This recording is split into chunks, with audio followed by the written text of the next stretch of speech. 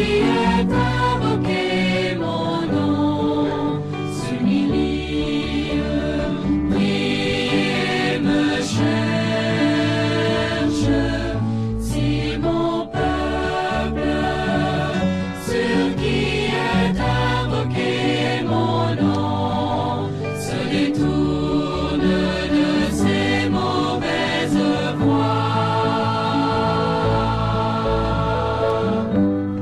je l'exaucerai des cieux, j'effacerai son péché, et son pays je guérirai.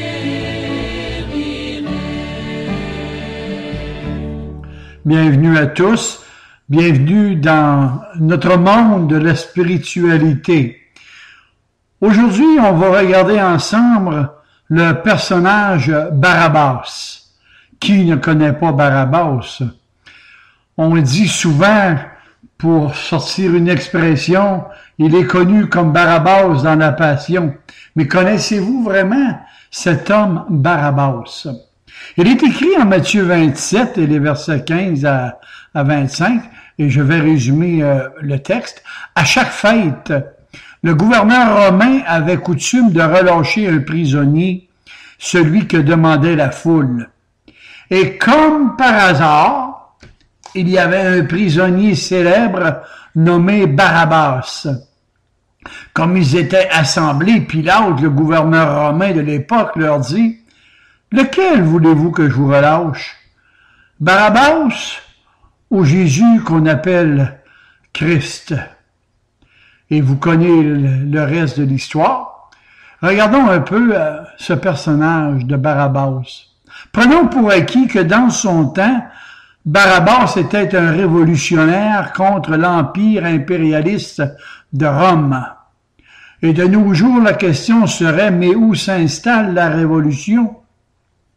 La révolution qui s'intensifie de nos jours s'installe un peu partout sur notre planète, que ce soit dans les pays arabes, aux Indes, en Afrique, en Europe, aux Amériques et même ici chez nous au Québec. Cette révolution crie dans nos rues. Elle réclame la justice. Nos jeunes veulent des changements. Ils sont prêts même à renverser les gouvernements en place. Est-ce que les Saintes Écritures répondent à cette soif de changement? Est-ce que ma Bible peut nous donner des réponses satisfaisantes dans ce monde soi-disant moderne et avancé en connaissances technologiques? J'aurais pu donner comme titre à mes réflexions ces deux simples mots: Jésus ou le Che Barabbas. Plusieurs commentateurs de la Bible, dont Frédéric Godet, voient en cet homme un esprit fraudeur, un révolutionnaire prêt à tout pour semer la pagaille en Palestine. Pourquoi? À cause d'un simple mot que mentionne l'évangéliste Marc. Et ce mot est sédition, qui veut dire une insurrection, une révolte, une résistance, une émeute ou une agitation, c'est-à-dire une sédition. Il est vrai que les Saintes Écritures sont avares sur ce personnage, mais si l'on regarde bien entre les lignes, on peut y discerner la main du Seigneur qui contrôle tout. Ce n'est pas le fruit d'un hasard si son nom se trouve dans les évangiles, parce que Dieu veut que nous sondions les Écritures afin de nous instruire. D'ailleurs, n'est-il pas écrit que toute Écriture est inspirée de Dieu et utile pour enseigner, pour convaincre, pour corriger, pour instruire dans la justice, afin que l'homme de Dieu soit accompli et propre à toute bonne œuvre. Sédition. Barabbas avait créé et provoqué une émeute, un complot politique contre Rome.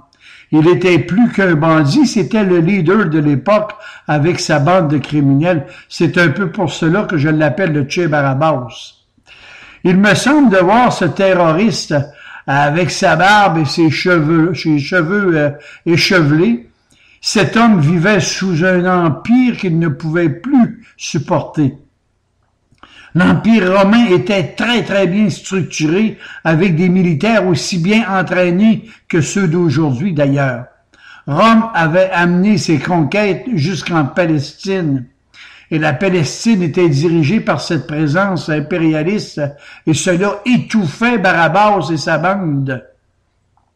Il s'était juré de lui résister, de s'opposer à ce régime de dictature. Avec une poignée d'hommes comme lui, la victoire lui semble assurée sans aucun doute. Et j'oserais dire qu'en son temps, Barabbas était le chef, je dirais, d'Al-Qaïda. C'est lui qui a tenté de soulever le peuple de la Palestine, pas Jésus. On a mis sur le compte de Jésus ce qui revenait à Barabbas. C'est Barabbas qui a amorcé une émeute à Jérusalem. Et je suis presque certain que c'est lui qui a lancé l'idée de ne plus payer les impôts à César. On sait qu'un jour, Jésus a dit « Rendez à César ce qui est à César et à Dieu ce qui est à Dieu ». Jésus n'a jamais dit le contraire. À ce que je viens de citer, j'ajouterai ceci. Si Jésus est notre suprême majesté souveraine, ne devrions-nous pas porter son effigie dans nos cœurs? Parce que si c'est le contraire, nous sommes de la fausse monnaie. En fait, ce que Jésus voulait nous enseigner, c'est qu'à côté des droits du gouvernement, et bien au-dessus d'eux, il existe les droits de Dieu suprême. Ne croyez-vous pas? Notez aussi que le Seigneur ne nous impose pas de voter pour eux, mais de prier pour eux. La raison pour laquelle Dieu ne ferme pas lui-même la bouche aux calomniateurs, c'est qu'il se sert d'eux pour notre instruction. Il est écrit « Heureux serez-vous lorsqu'on vous outragera, qu'on vous persécutera et qu'on dira faussement de vous toutes sortes de mal à cause de moi. » Et notre cher ami Barabbas, bien lui, il veut faire sa révolution à sa manière, à la pointe de l'épée. En plus d'être accusé de sédition, il portait un meurtre sur sa conscience. Il est écrit en Marc 15,7 qu'il y avait en prison un nommé Barabbas avec ses complices pour un meurtre qu'ils avaient commis dans une sédition. Je suis presque assuré que la majorité silencieuse l'aurait suivi si on ne l'avait pas jeté en prison. Car cette nation souffrait de cette dictature romaine. Rome était totalitaire. Le feu, le fer, le sang. Et Rome ne badinait pas avec des hommes de la trempe de Barabbas. Le refuge du Che Barabbas était les montagnes escarpées, la forêt, et son slogan était « Vive la Palestine libre ». Et Barabbas avait une réputation de masse et sa notoriété n'était plus discutable. Il avait une réputation d'indépendant, autonome. C'était le mobile idéal afin que les Juifs religieux choisissent Barabbas, car Jésus était rendu une menace pour eux. Et ces prêtres avaient tellement d'influence auprès du peuple qu'ils n'ont eu aucune peine de les convaincre de choisir Barabbas au lieu de Jésus. Moi, je dirais que oui, c'est le clergé qui a soufflé ces mots. Barabbas était un patriote qui osait s'opposer à Rome. Plus rien maintenant ne pourrait ralentir ses desseins pour la libération de la Palestine. Un jour, il dresse une manœuvre opérationnelle pour sa révolution. Imaginez, une conspiration d'envergure spectaculaire en plein Jérusalem contre Rome. Une émeute avec des armes contre les soldats romains. Oh, on connaît les stratèges de l'armée romaine. Des hommes entraînés à la guerre. Ils en ont vu d'autres bien avant notre ami Barabbas. Et on sait que la révolte est rapidement neutralisée dans un bain de sang. Et Barabbas est vite arrêté pour atteinte à la sécurité de l'État du gouvernement romain et pour meurtre. Maintenant, Barabbas est là, dans sa prison froide et humide, la haine au cœur, la rage dans ses yeux. Il n'a plus d'espérance, tout est terminé pour lui. Il attend la mort, ça c'est assuré, mais quelle mort! Oh oui, son procès. Oubliez ça. Oubliez ça. Son arrestation par des soldats romains est synonyme de condamnation immédiate. Oh, ce ne sera pas la décapitation, encore moins les somptueuses chambres à gaz d'Auschwitz, ni la rapidité de la guillotine, et encore moins la pendaison ou l'électrocution. Non, oh que non. Ce sera l'atroce supplice d'une croix, et ça, il le sait, car il est un révolutionnaire, un anarchiste et un meurtrier. Cependant, au travers de tout cela, il lui reste une lueur d'espoir. Il lui reste une lueur d'espoir dans son cachot sombre et humide, parce que c'est l'espoir qui nous tient en vie. Barabbas espérait qu'à l'occasion de la Pâque, le sort le désignerait pour être gracié et rejeté, et relâché, je veux dire, gracié et relâché. Et en ce qui me concerne, je dirais que Pâques est une forme d'amnistie. Pourquoi? Parce que Pâques rappelle une délivrance. En hébreu, Pâques veut dire passer outre. La délivrance du peuple d'Israël face aux Égyptiens.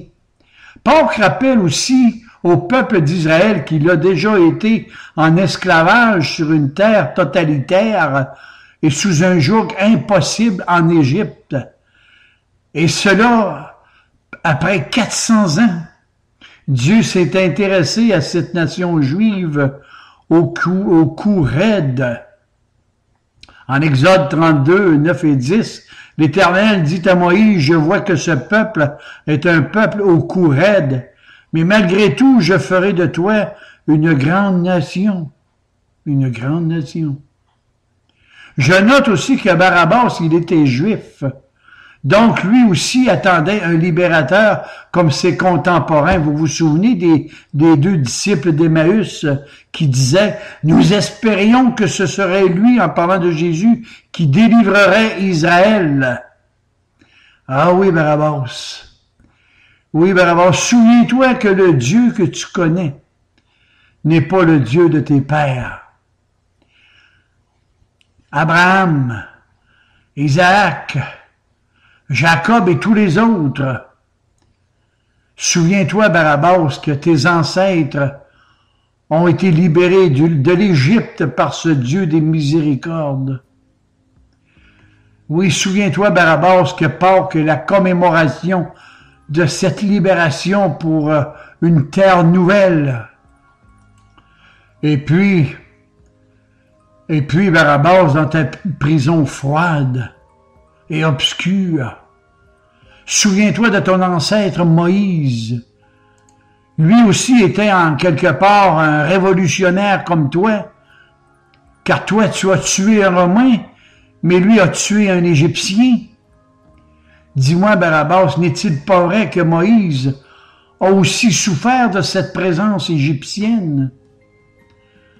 Pâques, en quelque part, n'est-elle pas une forme de conversion? La Pâques, une révolution. En ce qui me concerne, Pâques est le plus grand phénomène révolutionnaire qui n'ait jamais existé. Pâques représente la délivrance d'un peuple entier pour ses enfants. Mes amis, où se trouvent ces gens aujourd'hui qui attendent l'aide de Dieu pour leur délivrance de leurs péchés? En montant, beaucoup de gens ne veulent plus de Dieu.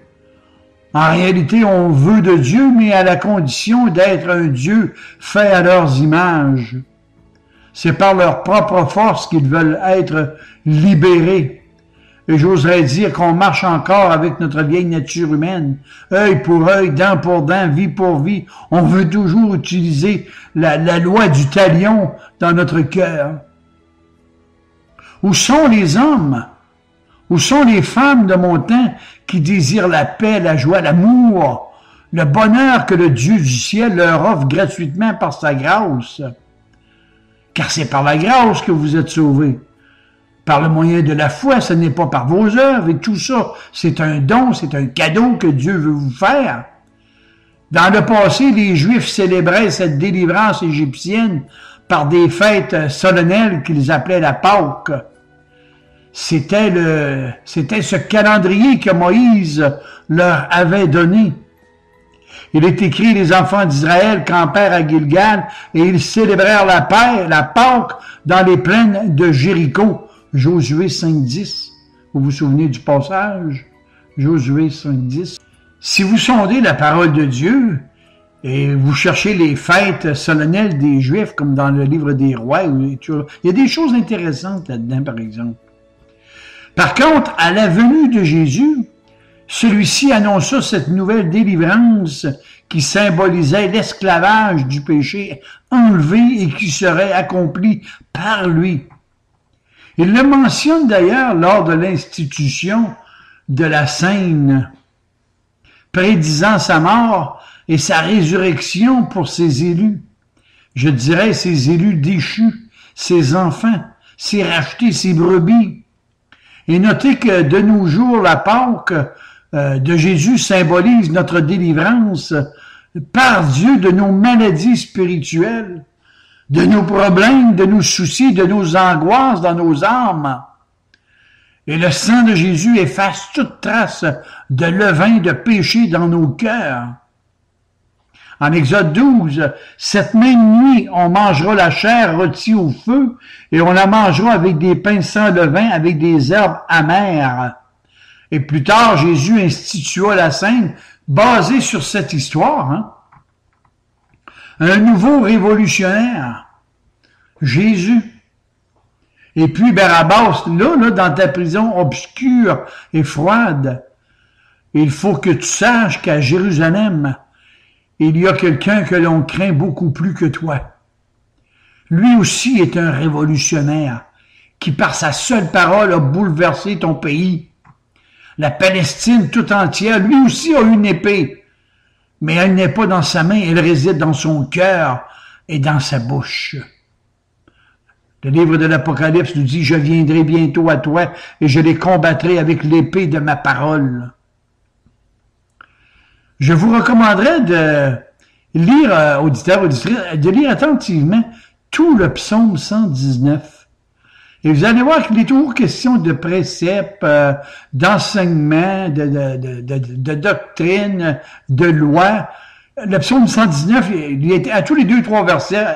Écoutez, lisez-le, vous allez voir. Ce révolutionnaire, il lutte, il combat, et il révolutionne avec cette arme qui, à chaque fois, marque les cœurs et les consciences. Ce personnage, Jésus, prêche la révolution d'un monde nouveau. Il parle de révolution, mais dans quel sens? Dans quelle signification? Il parle d'une nouvelle naissance et que même les chefs religieux de son temps ignoraient.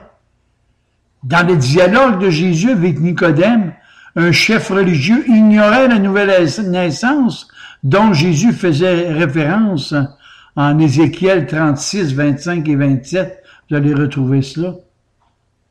Et notez que le mot révolution vient du mot latin revolvere, qui veut dire littéralement retourner. Révolution, revolvere, retourner. C'est-à-dire changer radicalement sa façon de penser. Changer radicalement votre façon de penser. Oui, le Christ de Dieu a prêché un grand retour vers Dieu. En d'autres termes, conversion et révolution, je dirais que c'est des mots synonymes. Ces deux termes signifient volte-face. Et le meilleur exemple que je pourrais vous dire, c'est que le fils prodigue, dont vous connaissez l'histoire, le fils prodigue a révolutionné vers son père. Il est retourné vers son père. Regardons un peu l'empire du péché. Dans vos églises, quand a-t-on parlé du péché la dernière fois? Ah, Barabbas. Si tu savais qu'il existe en toi une puissance révolutionnaire du mal que tu ne peux même pas combattre par tes propres forces.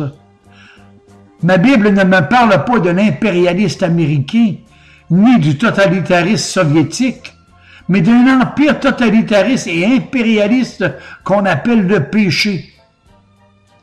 Écoutez le sermon numéro 56 sur notre site sur le péché. L'empire de la mort éternelle, car le péché met l'homme en danger de mort, et tous les hommes pécheurs non révolutionnés par le Seigneur sont dans un état d'aliénation spirituelle. L'empire du péché est dirigé par un grand monarque que ma Bible appelle la puissance du diable. Satan, si vous aimez mieux. Même diriez-vous, mais qu'est-ce que le péché? Mais qu'est-ce que le péché? Oh, il y a eu dans le passé plusieurs interprétations de ce mot que l'on trouvait dépassé. Le péché, c'est vieillot, c'est antidiluvien. La médecine moderne a dit, vous savez, le péché, c'est une maladie physique au même niveau que nos chromosomes. C'est quelquefois génétique dans notre ADN. Ouais. Le dictionnaire usuel de certains dit c'est une altération bipolaire de notre cerveau. Voilà, c'est ça le péché. La psychologie moderniste nous dit c'est une affectation du neurotonus affectif. Et ce que j'ai entendu encore, c'est une forme de maniaco-dépressive. La théologie du siècle présent dit du péché que c'est une inquiétude, un souci, une angoisse, une petite angoisse dans notre esprit qui affecte notre corps. Mais dans tout cela, là, auditeurs, auditrices, ma Bible dit que c'est une puissance dans l'homme d'où le péché coule dans nos artères et dans nos veines comme un cancer destructeur de nos âmes. Ma Bible parle du règne du péché, de sa seigneurie et de son esclavage. L'apôtre Pierre nous parle d'esclaves du péché qui vous promettent la liberté. Oui, le péché est une puissance impérialiste dans l'homme et vous y êtes aujourd'hui si vous n'êtes pas connu de Dieu et non révolutionné par sa grâce. Galates 4.9. Mais à présent que vous avez connu Dieu, et là l'apôtre se reprend, mais à présent que vous avez connu Dieu, ou plutôt que vous avez été connu de Dieu. Connaître Dieu, c'est de se savoir être connu de Dieu. Et cette puissance a pour despote le diable. C'est un monarque terrible. Et aujourd'hui, lorsqu'on parle du diable, on nous traite de dégénérés, de poussiéreux et d'irrationnels. Et savez-vous quelle a été la plus grande réussite du diable? Il a persuadé les hommes qu'il n'existe pas. Et pourtant, Jésus a parlé très souvent sur le diable. Il l'a même rencontré en personne dans le désert, en Luc 4, 1 à 13. Les tentations de Jésus dans le désert. Et sur ce dernier point, je vous propose les sermons 16, 17, 18 sur les tentations sur notre site. Et Jésus, dans les tentations, notez qu'il avait une seule arme pour le combattre et c'est sa parole. La réalité, le diable est une réalité terrible, redoutable. Et personne, de par lui-même, ne peut sortir de ses griffes. Personne ne peut, de par lui-même, combattre ce lion rugissant, cruel. Et à cette puissance infernale, Dieu a opposé une autre puissance pour combattre cette dernière, et c'est la puissance de l'Évangile. Dans le grec, la puissance est dynamis. Dynamite, d'où vient le mot puissance.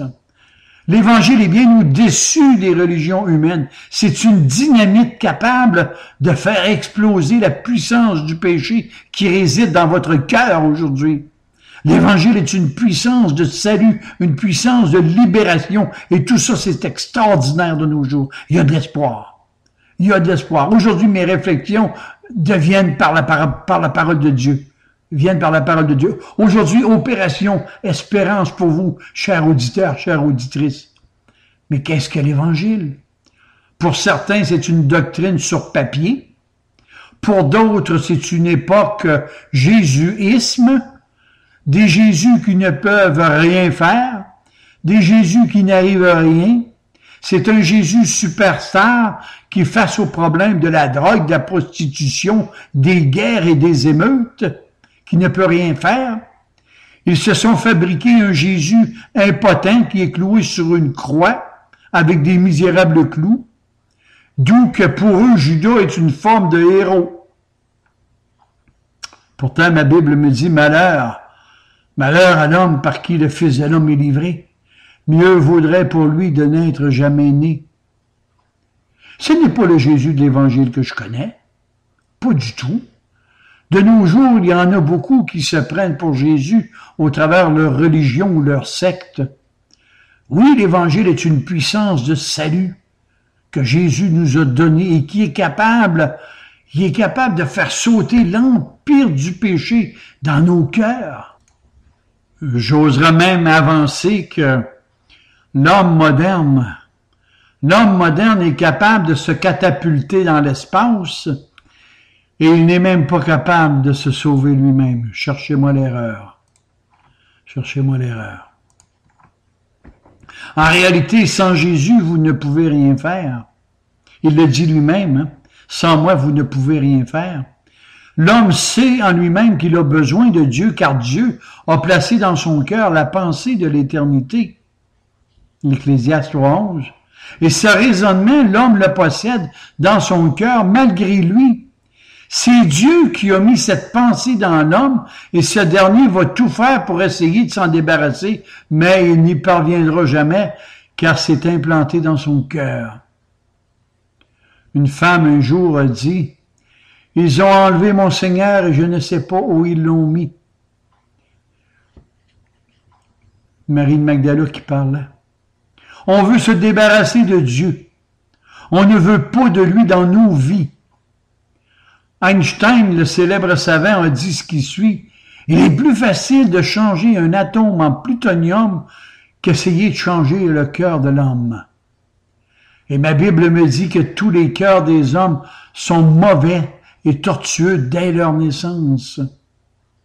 Les révolutions changent les structures établies, mais ne changent pas le cœur de l'homme. Il n'existe aucun espoir de changement si Dieu ne vient pas à vous par son esprit et par sa parole. Il y en a qui disent que l'important, c'est d'être sincère. Ouais, d'être sincère, mais la sincérité ne suffit pas. Car l'on peut être dans une religion des hommes et être sincèrement dans l'erreur toute notre vie.